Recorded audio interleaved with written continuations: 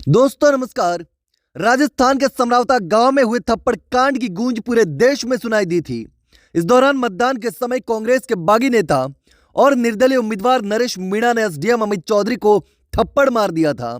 इस थप्पड़ कांड के बाद टोंक के समरावता गांव में बड़ा बवाल हुआ था। इस थप्पड़ कांड के बाद नरेश मीणा 14 नवंबर से जेल में बंद हैं। नरेश मीणा की रिहाई को लेकर राजस्थान के कई जिलों में बड़े आंदोलन भी हुए, लेकिन उनकी रिहाई नहीं हुई। अब यह उम्मीद जाग रही है कि नरेश मीणा जल्द से जल्द जेल से बाहर आ सकते हैं, क्योंकि हाईकोर्ट ने इस मामले में बड़ा कदम उठाया है। दोस्तों, जस्टिस प्रवीण भटनागर की एकल पीठ में इस मामले को सुना गया था। याचिकाकर्ता की तरफ से एडवोकेट डॉक्टर महेश शर्मा, लाखन सिंह मीणा और फतेहराम मीणा ने मामले की पैरवी करी थी। इस मामले में पुलिस चालान पेश कर चुकी है।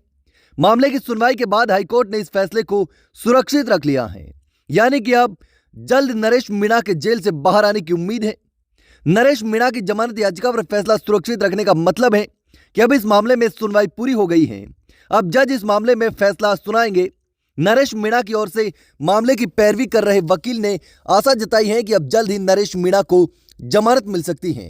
दोस्तों, इससे पहले 4 फरवरी को नरेश मीणा की जमानत याचिका पर राजस्थान हाईकोर्ट में सुनवाई हुई थी, लेकिन तब यह सुनवाई टल गई थी। 4 फरवरी को राजस्थान हाईकोर्ट में हुई सुनवाई के दौरान सरकारी पक्ष ने अदालत को जानकारी दी थी कि 11 फरवरी को स्थानीय कोर्ट में चालान पेश किया जाएगा। इसके बाद अदालत ने अगली सुनवाई की तारीख 12 फरवरी तय करी थी, लेकिन फाइनली बुधवार को सुनवाई पूरी हो गई और हाईकोर्ट ने फैसले को सुरक्षित रख लिया, जिससे नरेश मीणा को जल्द रिहा करने की उम्मीद जाग रही है। दोस्तों, अब नरेश मीणा जल्द ही जल्द जेल से बाहर आ सकते हैं, क्योंकि सुनवाई पूरी हो चुकी है और हाईकोर्ट ने फैसले को सुरक्षित रख लिया है। लेकिन दोस्तों, लगभग 3 महीने हो गए हैं जब से नरेश मीणा जेल में बंद हैं। लेकिन दूसरी ओर आरोप यह भी है कि सरकार नरेश मीणा को जेल से बाहर नहीं आने देना चाहती और भी कई नरेश मीणा के विरोधी हैं जो नहीं चाहते कि नरेश मीणा जेल से बाहर आए। लेकिन दोस्तों, इस पूरे मामले पर आप क्या सोचते हैं?